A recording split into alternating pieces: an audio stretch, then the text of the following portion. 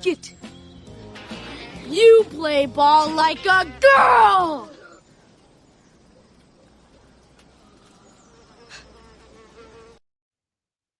That might be our favorite intro we've ever done. I love The Sandlot. Thank you guys so much for checking us out today. This is Hardball Sports Talk. My name is Brandon. Joining me, like always, is my good friend Alex. Alex, how are you today? Would you say crap face? I said you play ball like a girl. That's probably one of my favorite lines in that movie. My favorite. Ahoy, Brandon! I'm doing good right now. Excited about our top 10 movies here. Yep. If you couldn't figure this one out, we are finishing our movie ranking series. I figured we both it's safe to say we both have The Sandlot in our top 10 movies. So I figured let's do a Sandlot cold open. So that's what we did. A couple things real quick. If I sound different and my background's a little bit different, and that background's different too. But I am watching the Tigers game right now, and the way my office is set up, I can't see the TV. So I am in the living room watching the Tigers today.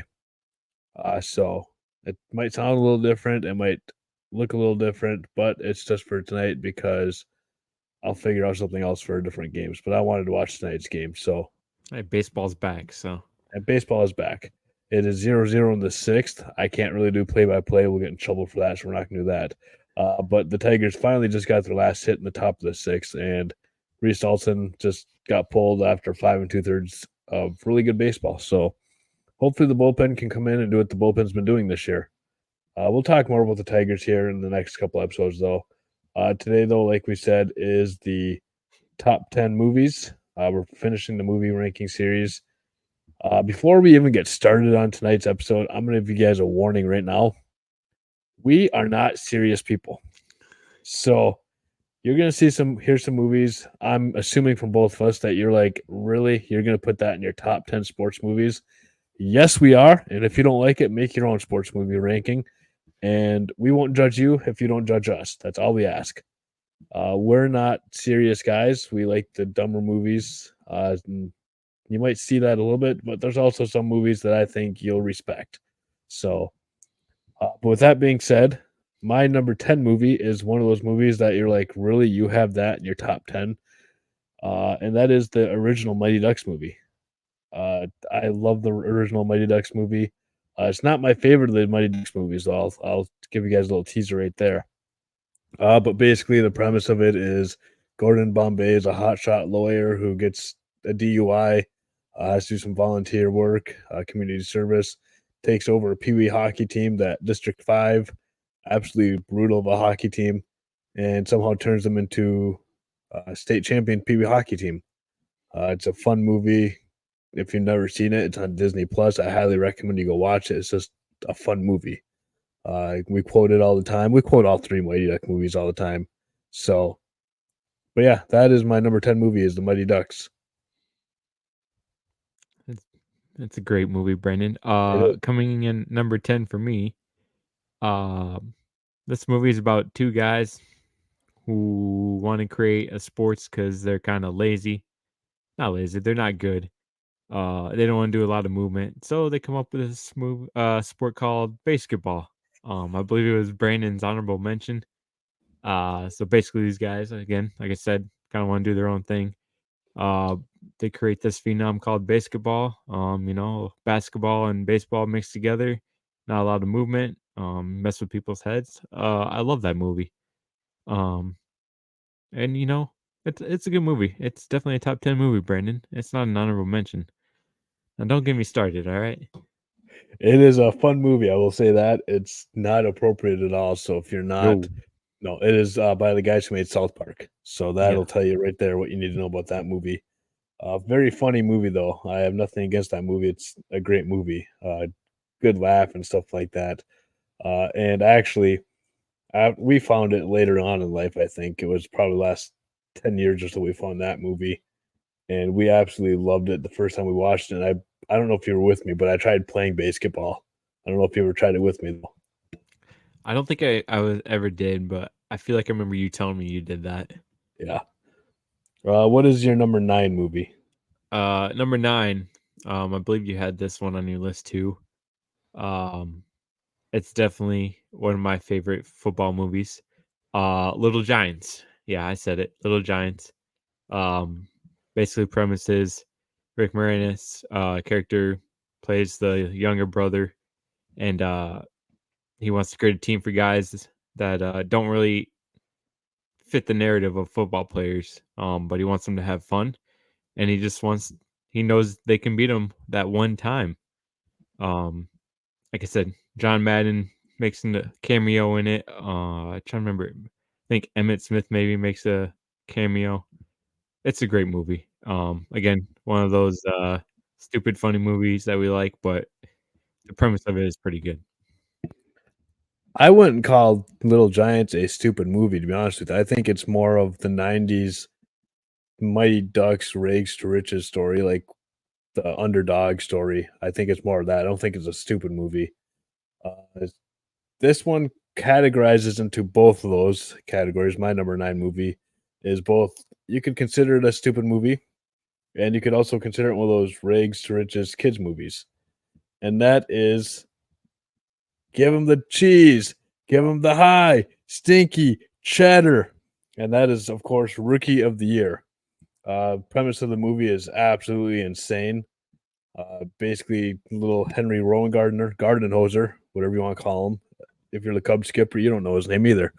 But he, Gardenhoser, breaks his arm, and he's in a cast all summer, and then his tendons get all lined up funky, and he can throw a 100-mile-per-hour fastball now. And the Cubs find him, and because he goes to a Cubs game, and John Candy has a role in this movie, and he's my favorite John Candy line in any movie is, I just figure out why the Cubs lose every year. They have more talent in the fans than they do on the field. Great line right there. Yeah, it's a fun movie. If you haven't seen it yet, it's a good laugh. It's got one of the Wet Bandit brothers from Home Alone. He's the pitching coach. It's just a fun movie altogether. Gary Busey, just some random people in these movies. Probably the most random, honestly, group of people for a movie we could have on our list. But yeah, go check out Rookie of the Year. It's a great movie. Number 8. Let me see what I got here. I have the other Mighty Ducks movie. We have D2, the Mighty Ducks. I like D2 more just because I think I watched it first, to be honest with you. I actually remember watching that one before the first one. I might not have, but I'm just telling you, I have more memories from the second one growing up. But the premise of this one is the Ducks are back. They are in the Junior Goodwill Games, which is basically the Olympics for teenagers or tweens, if you want, whatever you want age group bracket they're in. And they're playing for Team USA. They're trying to beat the big bad nation of Iceland, because apparently in this universe, Iceland has a dominant hockey team. And not Canada. Like literally, they have Trinidad and Tobago and not Canada in this tournament. I think Canada might be mentioned like on a screen or something like that. But Yeah, like you never actually see it in Canada hockey gameplay, which is absolutely hilarious. Because when you think hockey, you think of Canada, Russia, Sweden, Finland, America, and pretty much the only one of those countries is the US of A. So that's kind of ironic. But anyways, the Ducks come back and they had to play Iceland. And yeah, it's just, again, one of those fun 90s sports movies for the kids. What is your number 8? my number 8 is also D2. Canada does make an appearance on like a still frame. And I believe the headline is Canada upsets Iceland in 2-1 or something like that. So it forces Iceland and the Ducks to face each other in the championship game, which is pretty funny. But yeah, like you said, I like this one too. I like that they added new Ducks to come in. You got Julie the Cat, the star goaltender, who doesn't really show off until the end of the game, which is questionable coaching. Cool goaltender comes in to win the game. But then you got Dean Portman, and that's probably one of the best characters in this movie because he's a big bad enforcer. We got a lot of common. Anyways, that's D3. That's different. Anyways, yeah, that's my number 8 movie. Like you said, I love that We really need to like do a Mighty Duck series where we're just like talking about the movies and just breaking everything down because me and you, we have a lot of thoughts about those movies and Yeah. we should really do that sometime. It'd be fun. Not to nitpick it, but you have your captain as a coach in the championship game, which makes no sense. But No, what do I know? He's not even the best player on the team. Anyways, moving on. Number 7. he's a third line center. See, we need to have it because Yeah, we need to have an episode. we will debate this. We will debate this. Moving on to number 7. This is probably another great baseball movie that I enjoy. It's got Christopher Lloyd in it. Oh, we have the same one at number 7. Oh yeah. Yeah. All right. And it's got a very young, shoot, why am I drawing a blank on his name? Joseph Gordon-Levitt. Yes, thank you. And Danny Glover's in it as the great George Knox. And there's a thing called talent, and they don't have any until this kid who's in this foster care is praying to the Lord above that if the angels win a pennant, then him and his dad can become one again. So he does. Christopher Lloyd's character comes down, says, "Yeah, here I am. Let's see what we can make this happen." You got Mel Clark in there. You got Hemmerling for Mitchell, who needs to go back to Cincinnati. So that's another one. No, it's a great movie though. I have that as my number 7 movie. Yeah, like I said, I have that number 7 too, Angels in the Outfield. Just another movie from the 90s that I absolutely loved growing up. I still watch it from time to time. It's a fun movie. Again, if you're going to sit here and criticize movies and take everything way too seriously, don't watch Angels in the Outfield because there's probably a lot of plot holes in it, and there's probably a lot wrong with it. But I guess if you're looking for realism of baseball, Angels in the Outfield is also not in this category. Another person, though, that you didn't mention in this movie, the starting right fielder for the Angels is none other than Matthew McConaughey. Yeah. And very young. Yeah. Yeah. And one of their pitchers was played by Tony Danza, Mel Clark. So it's a star-powered movie. Like for a 90s kid movie, it's got a lot of star power in it. It's also got what's his name, who usually plays a villain. Go ahead, keep going. I'll look it up. I can't think of his name right now. Well, the character's name, if you're talking about, I think you are, it's Ranch Wilder, the announcer. Nope. It's the pitcher Bass, who checks. Okay. He checks again. And he talks about Jose. Wait, the song is about a Spanish guy. Yeah, I have no idea who that actor is, but yeah, the coach or the announcer Ranch Wilder, he was also in not Big League, The Big Green, which was a movie that I don't believe either one of us talked about at all throughout this series. That's another fun movie right there, The Big Green. And he's also in JFK. And so did you figure out who it is yet? Yeah, it's Neil McDonough. Okay. He plays in a lot of them. He's in Yellowstone, probably one of the most recent ones. He usually ends up playing a villain in his movies. Very rarely is he a good guy. But yeah, I always enjoy his character in this movie. So I have the Tigers on right now. I'm going to throw a little curveball at you here. Jake Rogers just hit a ball down the first base line, and they called it a foul ball, but Angels Hernandez is the first base umpire. So I have not seen a camera angle, to be honest with you, yet. But yeah. I'm going to say it was a fair ball just because it's Angel Hernandez making the call. More than likely, yes, you would be correct. So I've actually wrote these down. The Mighty Duck movies, they're both on Disney Plus. Rookie of the Year and Angels in the Outfield. They're not on any major streaming service right now. But hopefully Angels in the Outfield will end up on Disney Plus because it is a Disney movie. So all right. Back on track here. Did you do your number 7? Yeah, we were both the Angels in the Outfield at number 7. Okay, so you're number 6, right? So number 6, I have a confession to make for you guys. When I made this movie ranking series, I made a list of movies and I sent them to Alex. And then after I sent the list, I made my ranking off this list. Alex texted me back, what, a day or two later, if that, and said, "Hey, you're forgetting a movie." I go, "What movie am I forgetting?" He goes, "Remember the Titans." Oh yeah, can't have a sports movie ranking without Remember the Titans in it. So yeah, Remember the Titans went from not even on the list to number 6 because of I forgot about it. But basically, it's got Denzel Washington. He's a football coach. They're doing segregation, or not segregation. They're combining a black school and a white school. It's a drama. It's a really important movie. It's early 2000s, late 90s in that time frame. The story takes place in the 70s, though. It's based on a true story of a school in Virginia.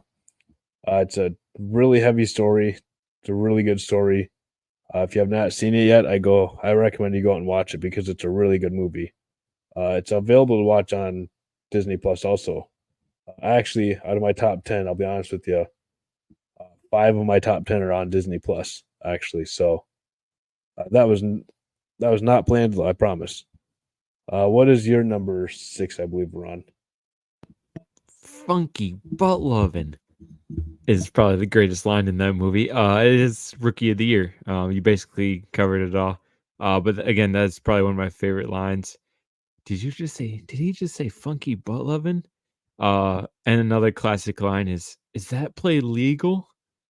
Basically Rowan Gardner throws the ball out of the stadium. And everyone kind of looks at him weird. But yeah, another Disney movie that we enjoy. Classic movie. Is it a Disney movie? I can't remember. Yeah, you're muted. So whatever, we're moving on. It's not Disney. I don't know who made it, but it's It's not probably Disney. Warner Brothers then. Yeah, I have no That'd be idea. my guess. Anyways, Rookie of the Year, my number 6 movie. Now we're into our top 5 movies here. And what better way to have a top 5 movie than with one Mr. Happy Gilmore in as a top 5 movie, and you know that's right. Yeah, a great movie again. It's basically Adam Sandler plays this guy who believes he's a hockey player, tries out, misses the team a bunch of times, ends up hitting golf balls really far, gets on the tour. Fun fact, there's a rumor out there that Happy Gilmore 2 is in production right now. I've heard Um, that. I believe Wednesday might be the official announcement because if you listen to the Dan Patrick show, you know that Dan Patrick and Adam Sandler are good friends, and he's having them on the show on Wednesday to talk about it if it's officially official. So yeah, Happy Gilmore is my number 5 movie. I love that movie. A lot of great quotes in there. And Ben Stiller's character is probably the best. He plays an evil I guess assistant nurse or whatever you want to call him. I'm not really sure. Yeah, I don't know what his title would be at the nursing home place. But yeah, I love that guy and his character. But that's my number 5 movie. All right, so we went on a completely different angle, I think, starting now. My number 5 movie, I think you had in your 30s, to be completely honest with you. More than likely. Because, yeah, I mean, I know you had it lower than I was expecting it to be, and that is 42, the Jackie Robinson movie. It's basically just his biopic of Jackie Robinson, his rookie year of Major League Baseball. It's another movie that I really enjoy. And actually, they were just showing a little clip on the Tigers game that the Tigers players, they're playing the Mets right now, and they went to a museum in Brooklyn with Jackie Robinson and Ebbets Field and stuff like that. So kind of good timing for that. But yeah, I have 42 at number 5. My number 4 is another baseball movie. My top 5 is baseball heavy. Actually, my top 10 is baseball heavy. My number 4 is Moneyball, which is the story very so I'm gonna trash the movie for a second here. It's a great movie, okay? So I'm not gonna trash the movie per se. I'm more gonna trash the top 10. I'm gonna trash the book. We'll trash the book. There you go. That's probably better to say that. Yeah, we'll trash the book. So the book and movie are based on the 2002, I believe, Oakland A's I believe that's the year. I believe Somewhere you're in right. that range. So the premise of it is basically the Oakland A's lost Jason Giambi, uh, their star closer, and one other player. I can't remember who it was off the top of my head. I believe it was Mark McGuire. No, Mark McGuire was early 90s. But anyways, so Did you they say Johnny lost Damon? Johnny Damon, that's who it was. Okay. So yeah, they lose these 3 stud players, and they basically gotta figure out how to survive without them. So the premise of it is they go out and find these players that the rest of the industry finds faults in, and so they get guys who can get on base but might not be the quickest on their feet, or might not be the greatest of defenders, or whatever the case may be, but they get on base, or they have a weird delivery when they're pitching. There was okay, so again, this is on the book, not necessarily the movie, because the book is the source material here. There is a few players that are missing from the book / movie. And that would be the AL MVP of 2002, Miguel Tejada. That would be the starting pitching for the Oakland Athletics. I believe they had Barry Zito. They had a couple other guys. Who else was on that staff? I don't remember. I was hoping you'd bring that up. But yeah, the starting pitching was the one that kind of bothered me. I'll look it up for you. Yeah. So, I mean, again, this isn't on the movie. This is on the book. So the movie itself, it's got Chris Pratt playing first baseman. Oh my goodness, what's his name? Wow, drawing a blank there. Hattenberg, Scott Hattenberg. Yeah, thank you. And we talked about this actually a couple weeks ago because Bryce Harper is converting to first base for the Phillies. And we referenced a scene where Brad Pitt's character is talking to Chris Pratt's character and goes, "First base isn't that easy, or isn't that hard? Tell him, Wash." And Ron Washington, who was the first base coach, I believe, or third base coach with the A's at the time, said it's extremely hard. So yeah, it's a fun movie though. Star power. You got Jonah Hill playing a composite character. You got, like I said, Brad Pitt, and our good friend John Minch is also in this movie too. He was the bench coach for the late Philip Seymour Hoffman's character. So it's a really fun movie and a good story. But just, and again, this isn't necessarily a knock on the movie. It's just the book and the movie both, but more so the book. They didn't really tell the whole story with that team because that team was loaded that year. Did you find out look up the rest of the pitchers for that staff? It was the big 3 was Mark Mulder, Tim Hudson, and Barry Zito. Yeah. So I think Zito was the only one mentioned, and that's when Brad Pitt's character was walking through the clubhouse, I think he was going to go talk to Justice. He talks about Zito like speed up the curveball or something. I can't remember, but he very briefly mentions one of the pitchers, and then he moves on. So that's about the only interaction of the pitchers, which is crazy because that pitching staff. Yeah, that's an elite pitching staff. And again, that's nothing against the movie. Like, the movie is a good movie. That's just more of Brandon, the baseball fan, being really nitpicky right now. That's what that is. No, Brandon would never be nitpicky about that. No, not that at all. So now it is your turn. I believe you are on number 4 now. Yeah, number 4. Brandon played this in the beginning of the movie. Sandlot, I have as my number 4 movie. It's a great movie. Basically, this kid Smalls moves into this neighborhood. Barely plays baseball. In fact, I don't even think he plays baseball. Maybe tosses it around a couple of times with his stepdad, I believe. Anyways, he sneaks onto the field, this backyard field with the team of 7 guys. And basically learns how to play baseball. Ends up getting into the biggest pickle of his not his life, but big pickle in the movie. I mean, it might be the biggest pickle of his life. That's a pretty big pickle to get into. That's true. He ends up using his stepdad's signed baseball because back in the day, baseballs cost money. Basically, I'm ruining all this because I totally forgot to mention there's this giant wall. Balls go over this house. No one goes over there because of this big dog and this grumpy old guy who doesn't want any visitors. So they're out scrambling for a ball. Smalls basically says, "Hey, I have a ball." Goes and gets this signed baseball by some girl named Baby Ruth. And the character and the rest of the guys are like, "You mean Babe Ruth?" Yeah, that's her. Yeah, so they had to end up getting the ball back. Again, great movie though. I really love this movie.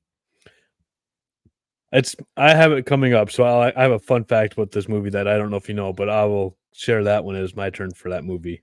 I'll say you'll have a better explanation. Moving on to number 3 for me. I have the Mighty Ducks original number 1 movie. Like Brendan said, Gordon Bombay, hotshot lawyer, gets in trouble, has to do community service, doesn't like hockey, doesn't like kids, but he was this all-star prospect kid growing up. It was his love for hockey. Yeah, it's a great movie. I enjoyed the comedy of it. It's definitely a comedy, stupid, silly comedy. None of it makes sense if you actually think about the hockey, especially the flying V, because it's basically interference and offsides all at the same time. Because you can't really run into everyone. And it only takes one defender to stop that too. Yeah, one guy can just Anyways, we're not here to nitpick that movie because again, it's in our top 10 movie, and we love those movies. So that's my number 3. We are gonna end up doing a series on the Mighty Ducks because I mean, this is 3 times now in this episode alone that we have basically almost gone on that rabbit trail. So we are gonna do a Mighty Ducks series for you guys at some point. I don't know when, but we will work that one out. My number 3 movie is arguably I don't know if it'd be it's up there with one of the more famous baseball movies of all time. It's got a weird premise of a guy hearing voices and building a baseball field in his cornfield, and all of his neighbors think he's crazy. And of course, that is Field of Dreams. It's a absolute great movie. It's a tearjerker. Yeah, and actually, they left the field up when they were done moving or shooting the movie. Kevin Costner, who was the star of the movie, told the owners, he's like, "Hey, there's something special here. How about you just keep this up and see what happens?"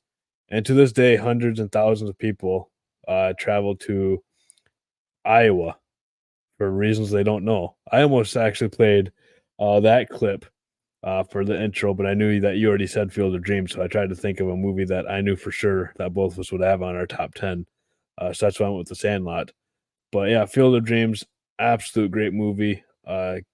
If you have not seen it yet, it is available to watch on Amazon Prime right now. My number 2 movie. Alex just talked about it, The Sandlot.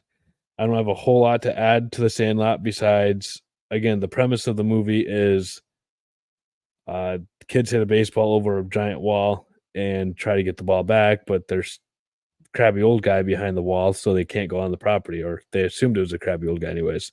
Ended up being James Earl Jones. Nice guy. But I don't know if you know this or not, but this movie was mainly shot in Utah. The Sandlot was. I watched a video on YouTube. I'll link it on the Facebook page for you guys, and on the description for. Actually, no, it's on the Facebook page. But anyways, so the field that the field was played on, actually is off limits right now because some crabby old guy owns the property and won't let people on it. So it's almost come full circle where, like, in the movie, the joke was, or the theme was, this guy's a crabby old guy. We can't get to that to get our ball back. And now you actually literally can't go to the filming location this was 5 years ago. So maybe he sold it or changed his mind. But yeah, so I was off limits. And I think that's absolutely crazy. You know how many people would pay, even $20 to go on that field? Like, I would pay money to go on the Sandlot field and just play catch with somebody, like it's the Field of Dreams thing. Like, yeah, okay, I'm gonna play Doug. Can you blame him though for that? Having all these people show up every day of the week. No, that's what I'm saying. Like, balls Okay, more than likely hit into your house, backyard. I well, I get it. get that, but that's why you like charge people. Like you're sitting on a gold mine right there. Yeah. I Like you I could. I can see both ways. I prefer it to be more open to the public, but I get why. Oh, It's I I mean, get it's it just like too. all the other filming like the Full House, they have all the signs up. They repainted the doors, everything. You go to I believe in New Mexico for Breaking Bad, that house too. Pretty much all these popular locations, people just don't want that tourist attraction and everyone showing up Yeah, 24/7 at their house. So I get why he would be crabby about it, but I agree. Open it to the public. You can charge money, you can make money. and it's not like You it's can not even like a throw like house. yeah, like you can have a 4th of July tournament or something like Yeah, something cool. You could do something cool with it. I mean the only house that I can really think of that's open to the public is the Christmas Story house uh, for movie sets. I mean there might be more, but that's the only one I'm aware of.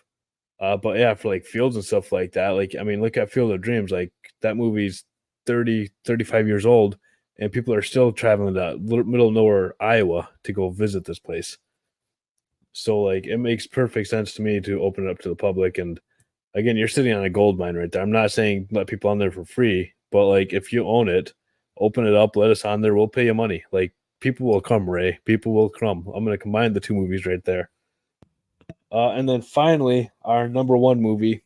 By the way, The Sandlot is available to watch on Disney Plus. Disney bought out Fox, and it's a Fox movie, I believe. So that is how it is on Disney Plus. My number one movie. I don't know if it's your number one movie. It might be. What sport is your number one movie? I'm kind of curious now. Football. Okay, yeah, we have different number one movies. I think your number 1 might be my number 2. Oh yeah, you're on number two. I'm sorry. Go ahead. No, because I want to hear it now because you'll explain it better than me, and I don't want to ruin it because it is a great movie. It is. And I actually almost played a scene from this movie for the opening too, because there's a speech in this movie that Kurt Russell gives Yeah. that will make you want to run through a brick wall. And this movie is Miracle. Miracle is the story of the 1980 USA Olympic hockey team who defeated the mighty Soviet Union. The Russians had not lost a hockey game since 1960. And actually, ironically, this movie is based on a true story. So Kurt Russell played Herb Brooks in this movie, and Herb was in real life cut from the 1960 team. He was the last player cut from that team, and they ended up going out and winning gold medal. And he's watching the game with his old man on the TV, and his dad goes, "Well, it looks like they cut the right player," and that just like that ate him alive. Like I mean, it had to have. And it basically motivated him to get back there in any way he possibly could. He ended up becoming a head coach. This wasn't in the movie or anything like that, but this is just a history lesson. He ended up becoming a head coach at the University of Minnesota, won national championships there, got the attention of the U.S. coaching, and they said, "Hey, we need a coach for the 1980 Olympics. You interested?" And he goes, "Yeah." And a little history lesson for you guys also. When you guys think of sports in the Olympics nowadays, you think of like Connor McDavid playing for Team Canada or all these. I guess the last Olympics the big guys didn't play, but like growing up, it was always the big guys playing for their country. It was not the case in 1980. It was amateurs. It was college kids or guys who just recently graduated from college playing for Team USA. While at the same time, the Soviet Union, they basically, well, they didn't let anybody out of that country. So, and they didn't have the KHL at the time. This was it. This was their hockey. So they would basically call these guys army soldiers, and all they would do was train hockey, eat, breathe, sleep hockey. So Disney made a movie about it. It's an incredible story. And again, there's a speech in it that will make you want to run through a brick wall. It's really good speech. So yeah, that is also on Disney Plus. My wife just watched it for the first time recently. She liked it. Gave it a 3.5 stars, which she gives every movie a 3.5 stars. So I know. Yeah. Movie critics, I don't like. Wow. 3.5 Yeah. stars for that movie? Yeah, it's a 5-star movie. It's definitely 5 star. One thing I will just add to that, that is my number 2. But one thing I will add to that is that wasn't even for the gold medal game. They had to defeat them to make it to the gold medal game. Yeah, there was a chance they weren't going to make it or get a medal at all. They had to beat Finland Yeah. to secure and they were down in the real life. They were down, I think 1 or 2-0 to Finland, and Herb Brooks went in the locker room after the first or second period and just chewed into the boys and goes, "Hey, you guys are about to." I'm going to paraphrase very much so what was said because there was some not safe for workplace words being said. But he basically said, "You guys are about to blow your chance at a gold medal. You better wake up or else you're going to lose a medal." He said a lot less words than that, and he used a lot more expletives than that. But that's pretty much what he said. Speaking of hockey, important playoff race update here. The Wings have just scored with 16-15 in the third. They are up 2-1 on Tampa Bay. They are in desperate of this 2 points that they really need. But yeah, Miracle's my number 2 movie. I knew you would have the best explanation for it. That's why I wanted you to say it. And my number 1 movie, you had this on your list. Remember the Titans. I feel like a lot of people should watch that movie today. Not to get too political or anything, but it has some great stuff in there that we probably should follow. Probably one of my favorite scenes is when they're up in doing training camp, Pennsylvania, and they run through Gettysburg, and oh shit, I already forgot his name. Is it Gary? No. The coach. Oh, jeez. I'll look it up for you. The main dude. He's in all the movies. Denzel. Denzel. Yes. Holy crap! I thought you were trying to think of the coach's name. No. I could not think of Herm. What's his name? I could not think of his actor. Anyways, Denzel's character has a great couple lines in that movie or in that scene. Again, great movie. Anytime it's on, I'm gonna watch it. It's great. There's some funny stuff in there too at times too. Oh shoot, the big dude's name, I can't even think of it. I can't think of his name either. He has some good lines in there too. Especially when they're having lunch and he starts singing with not Reggie, but the preacher.